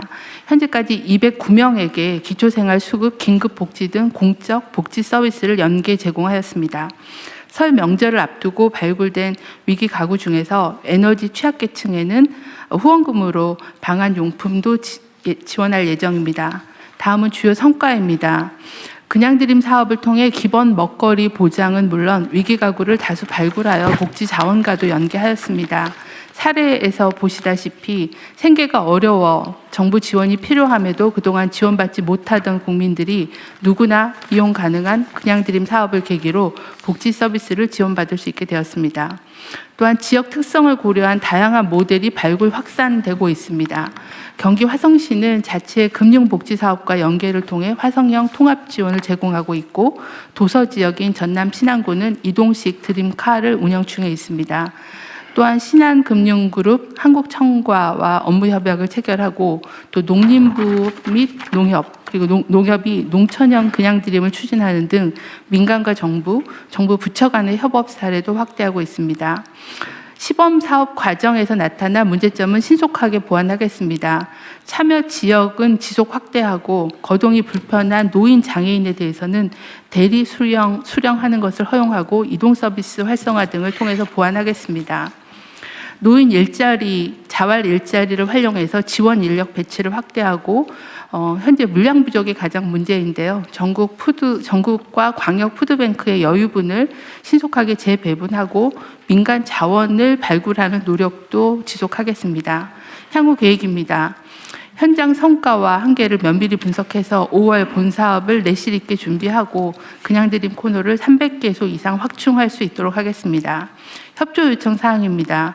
지방정부가 신속하게 사업에 참여할 수 있도록 행정안전부의 협조를 부탁드립니다. 신속한 코너 확대 등을 위해서는 추가 예산 확보가 필요합니다. 기획예산처의 협조를 부탁드립니다. 대국민 홍보 관련해서는 문화체육관광부의 지원을 부탁드립니다. 이상 보고를 마치겠습니다. 네. 이게 지금 전국이 시군구가 250 몇 개 아닌가요? 현재 시범사업을 하고 있는 데는 67개 시군구고요. 107개 코너만 운영을 하고 있습니다. 226개 시군구. 17개 병력에서 228개입니다. 예. 기초 단체가 228, 네. 228인 것 같아요. 67개만 하고 있다는 거 아니에요 지금? 네. 그럼 나머지는 지금 안 하고 있다는 거잖아요? 아니요, 현재 계속 준비 중에 있고요. 올해 예산이 반영된 거는 150개소까지 확대하는 거는 계획이 되어 있어서 순차적으로 사업을 진행하고 있습니다. 이거 실제로 예산도 거의 들지 않는데? 제일 많이 드는 거는 물품 구매하는 비용이 한 반 이상 들고요. 그 다음에는 이제 전담 인력에 대한 수당이나 인건비 지원이 좀 들어갑니다. 제가 보기에는 주민자치센터나 이런 데다가 공간이 좀 있으면 설치하고 저기 자원봉사 시켜도 될 텐데 그럼 너무 엄격하게 막 고용하고 무슨 규모 있는 사무실 만들고 이렇게 할 필요 없는데요. 지금은 이제 푸드뱅크, 푸드마켓을 이용해서 하고 있고요. 아까 보고 드린 것처럼 사회복지관이나 읍명동 복지센터에다 설치한 지역도 있어서 그 그러니까 지역은 지역 형편에 맞게 결정하실 그러니까 수 있게 하면 푸드뱅크나 뭐 푸드마켓에서 하면 그냥 자원봉사 모집하든지 뭐 이렇게 해서 될 것 같고 네네. 그거 꼭 씌워가지고 라면 5개 뭐 이거 안 해도 되잖아요. 적당히 집어가게 하고. 네, 지역별로 또 특성 있게 패키지도 구성해서 제공하고 있고요. 이제 아무래도 드리기도 하지만 2번, 3번 방문하시는 분에게는 좀 기본적인 복지 상담이나 연계를 하기 때문에 그게 필요하긴 그런 부분이 한데. 좀 인력이 들어갑니다. 그 말은 맞는데 그거를 못 하기 때문에 이 사업을 아예 시작 안 하는 것보다는 그걸 못 하더라도 음식물 교부 사업이라도 하는 게 낫지 않냐 네. 이런 말씀이에요. 네. 보완을 해나가더라도 이게 다 갖춰진 다음에 하겠다는 것보다는 낫지 않을까 싶어서 하는 말씀입니다. 네, 좀 더 유연하게 확대 방안을 지자체하고 협의하겠습니다. 신속하게 좀 확대하시고요. 네네. 이거 사실 뭐 이거 먹고 살만한 사람들은 뭐 이런 거를 하냐 그런 거 하면은 무슨 복지병 걸린다 이런 소리 할 수도 있는데 굶어본 사람은 이게 뭔 일인지를 압니다. 이게 배고픈 게 얼마나 서러운지. 가족들 끌어안고 죽는 사람도 있어요. 먹는 문제 때문에. 저번에 무슨 탤런트 지망생, 배우 지망생도 하나 굶어 죽지 않았어요? 물론 오래전 일이긴 한데. 좀 됐죠. 어쨌든 그런 사람들이 있는 세상인데 하여튼 그 신속하게 좀 하도록 하십시오. 이거 행안부도 같이 해야 되는 거 아닌가요? 예, 그 중앙지방정책협의회를 통해서 이미 그 협조 요청을 했고요. 그다음에 최소한 올해 안에 시범 사업으로 100개소, 본 사업으로 150개소 정도를 확충할 예정입니다. 그리고 거기에 대해서는 또 이 반상회 자료라든가 그다음에 그 지방 정부의 주민들에 대한 홍보 자료 등에 그 홍보할 수 있는 것까지 시군구 단위로 최소 1개씩은 하게만 좀 정해서 지금 거의 그렇게 250개 정도가 본 사업, 시범 사업을 추가 시행하게 되면 거의 한 곳 이상은 다 하게 될 걸로 보여집니다. 아니, 그 250개라고 하는 데가 보니까 시군구의 절반도 안 되던데요. 한 군데에서 하는 데는 2-3군데씩 하고 막 그러더라고요. 아, 네네. 예, 최소 한 곳 이상 하도록 협조 요청을 하고 잘 하는 데 대해서는 특별하게 좀 보상도 지원도 해드리고 이거 돈 얼마 안 들거든요. 예. 좀 밀가루 담합한 거 0.1%만 추가하면 다 돼요. 네, 그리고 자원봉사센터, 전국의 자원봉사센터를 통해서 자원봉사 인력도 적극적으로 참여하도록 하겠습니다. 그리고 이게 지금 현재 신한금융에서 3년간 45억 지원해 주기로 했다는 거죠. 네네. 뭐 고마운 일이네요. 한국청과도 2억 원 2억 원 해주시고요. 계속 기업 후원에서 연계하는 거를 지속. 동아일보는 홍보를 해주기로 했다는 거고. 네네. 농림부하고 농협도 같이 하기로 했다는 거예요? 예, 농촌형 그냥드림 사업으로요. 저희 농업인 행복센터라고 있습니다. 그래서 거기를 거점으로 해서 행복 체험이라는 자원봉사자들이 배달까지 해드리는 걸로 그렇게 준비하고 있습니다. 농협은 하나로마트 뭐 이런 시설이 있으니까 예, 그렇습니다. 그걸 일부 활용을 또 방법이겠네요. 맞습니다. 네, 다른 데도 좀 지원을 해주시면 좋겠네요. 네, 대통령님, 지식전처정입니다. 네. 우리 복제 대상을 먹거리 생필품에서 기술과 기회로 확대할 필요가 있다고 생각합니다. 바로 이제 기술판 그냥 드림인데요. 현재 공공기관에서 많이 그 특허를 보유하고 있는데 3분의 2 이상이 활용되지 못하고 있는 상황입니다. 네. 이런 이제 미활용 특허를 중소기업이나 개인한테 과감하게 개방해서 어떤 기술 경쟁을 높이거나 기술 그냥 드림 사업도 한다는 말이죠. 예, 특허 개방 사업입니다. 그렇게 된다면 이제 아무래도 이제 새로운 창업이랄지 중소기업에는 새로운 신제품이나 서비스를 개발할 수 있는 기회 창이 열리게 됩니다. 그거는 이렇게 그냥 드림처럼 할 게 아니고요. 네. 뭐라 그럴까 기술 거래 시장? 예. 지금 이제 기업 거래 시장은 있잖아, 그죠? 근데 기술이 거래되는 시장은 없는 것 같아요.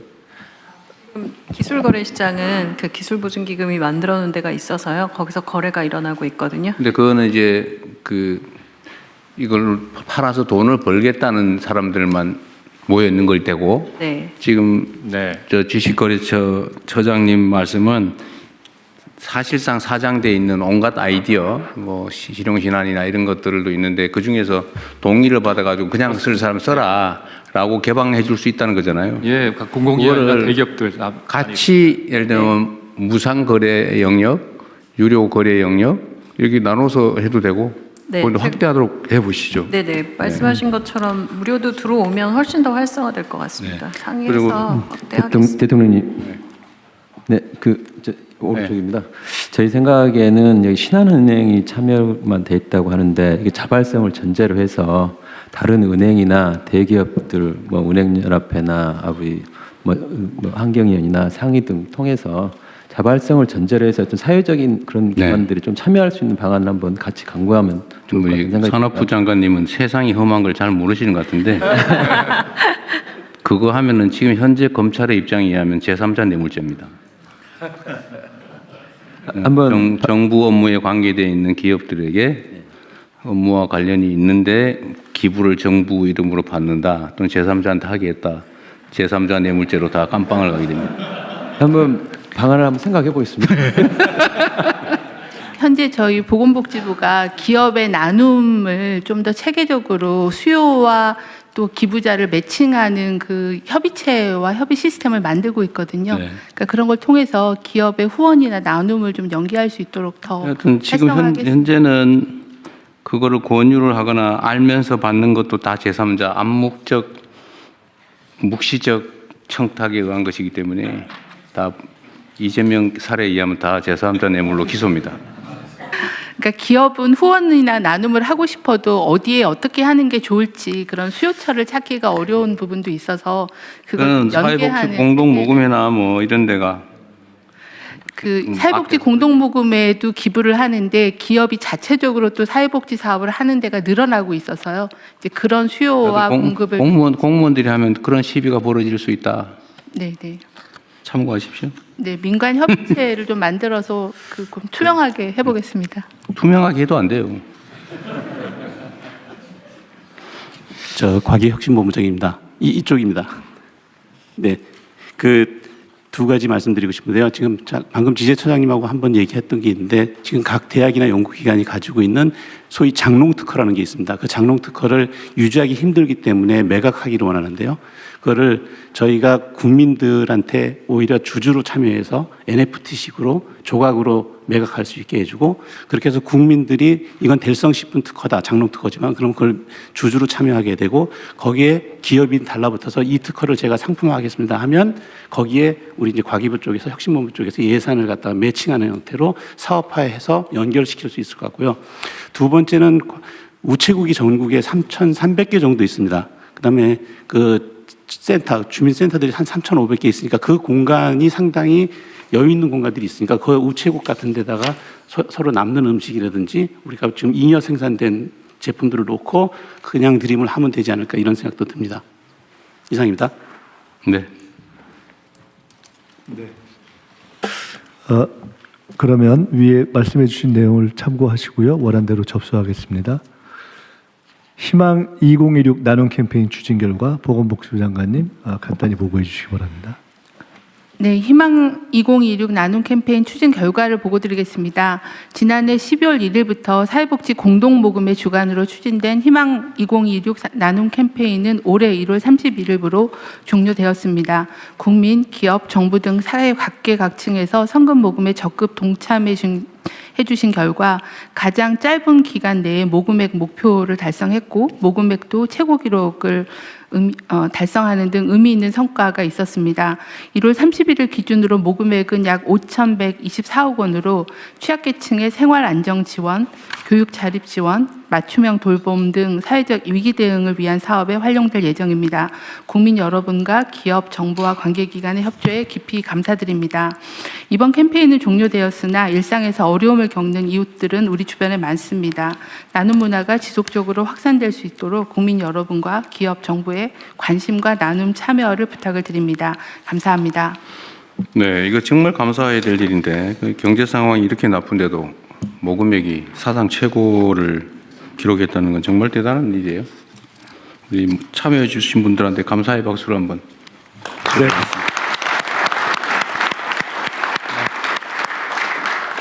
네, 감사합니다. 원안대로 접수하고요. 이제 부처 협조 사항입니다.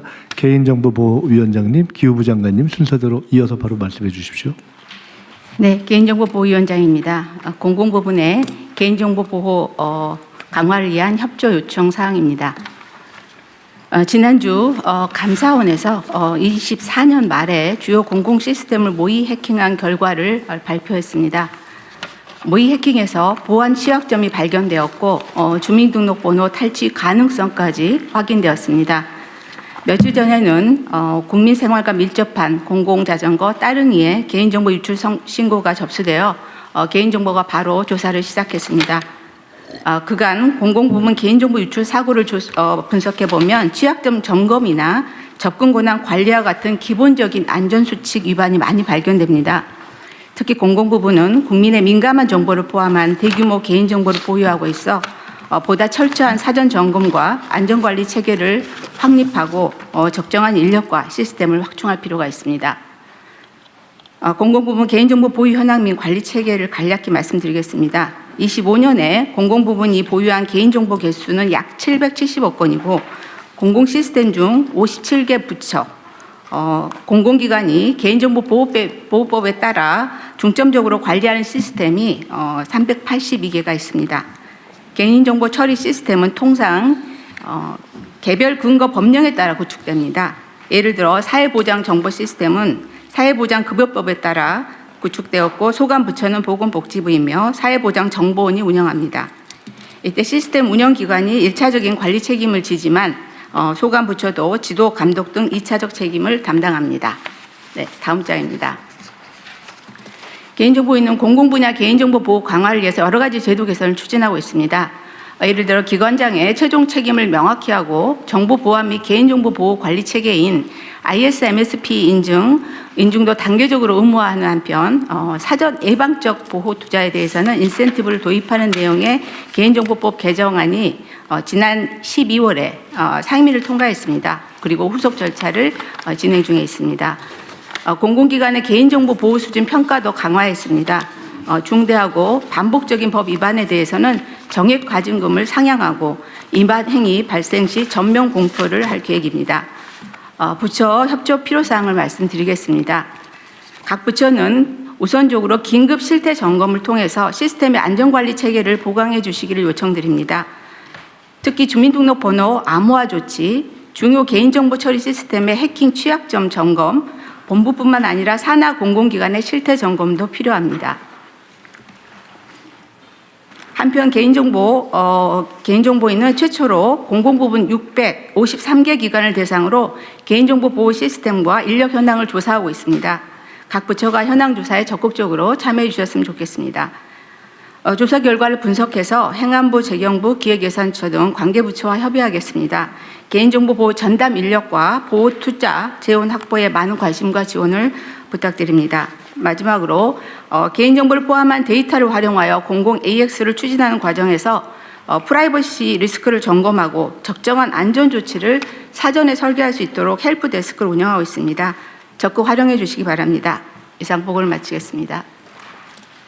이 개인정보 보호 관련해서 국가 데이터처의 역할은 뭔가요?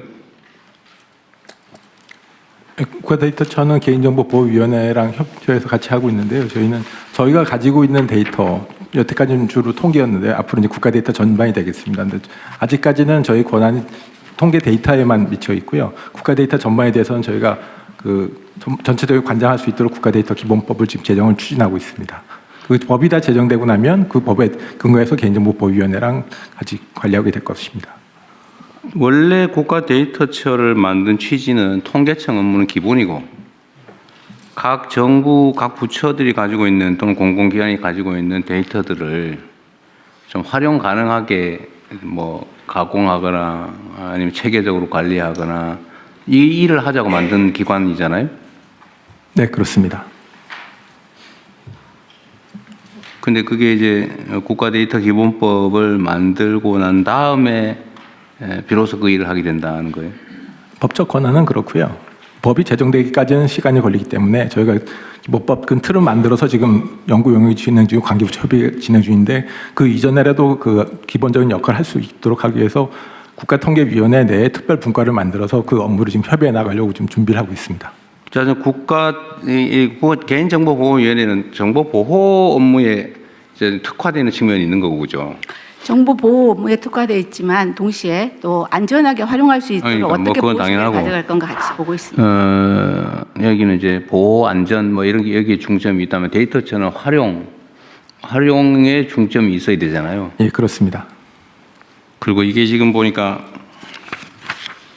1차 책임은 데이터 발생하는 운영기관, 2차는 소관 부처. 이렇게 되어 있고 개인정보보호위원회는 보호정책 위반 시 조사 제재. 그러니까 안전과 보호에 중점이 있는 거고. 여기 데이터 관리에 대해서 최종 책임 기관은 각 부처는 자기 거니까 당연히 일상적 관리를 하는 거고. 네. 데이터를 활용 가능하게 조정 관리 가공하거나 또는 네, 전체적인 기본 틀은 저희 국가 데이터처에서 만들어서 관리해야 될 것 같습니다. 국가 최고 데이터 책임자는 데이터처장인 거죠. 네. 그거 명확하게 해야 됩니다. 그렇게 하겠습니다. 네. 네. 네, 다음은 기후부 보고 드리겠습니다. 공공기관 아리백 추진과 관련한 이행 협조 요청 사안입니다.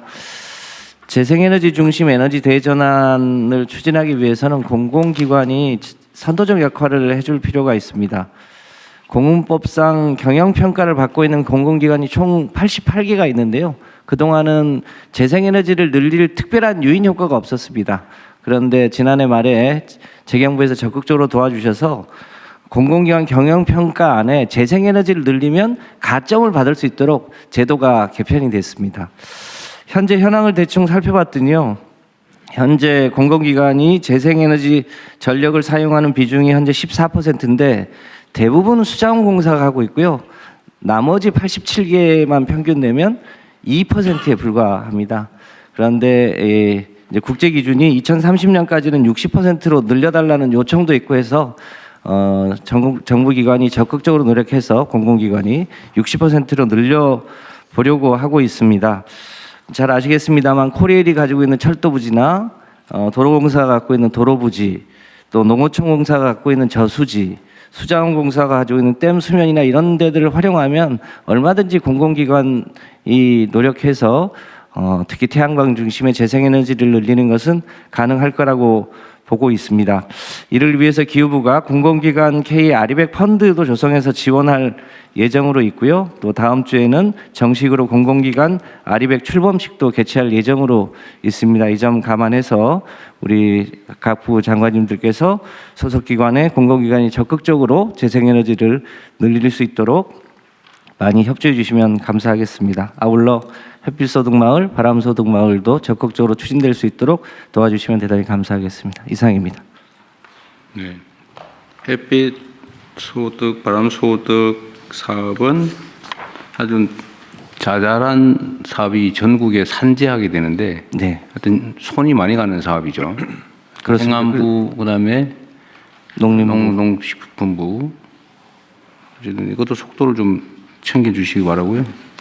그리고 하나는 이게 당연한 얘기일지 모르겠는데 이제 소규모 태양광 발전 사업소가 여러 군데 있게 되잖아요. 이렇게 되면 이거하고 대규모로 발전 시설을 만드는 경우에 생산 원가, 저 발전 단가의 차이가 어느 정도나 할까요? 지금 뭐 해외는 그렇게 하면 되게 킬로와트당 50원 선까지도 떨어지고 심하게는 30원까지도 떨어지는데요. 우리나라는 대규모로 하더라도 80원에서 100원 사이인 것으로 보여집니다. 그런데 보통 100kW 정도 하거나 1메가 정도 하는 거는 1메가 정도 하면 우리 제품으로 할 경우에 12억에서 13억 정도 들어가고요.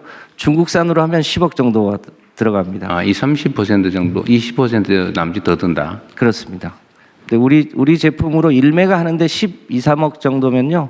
그럼 킬로와트당 단가는 얼마예요? 그렇게 하면 이런저런 거품을 빼고 하면 사실은 100원에서 120원 정도면 가능한 수준입니다.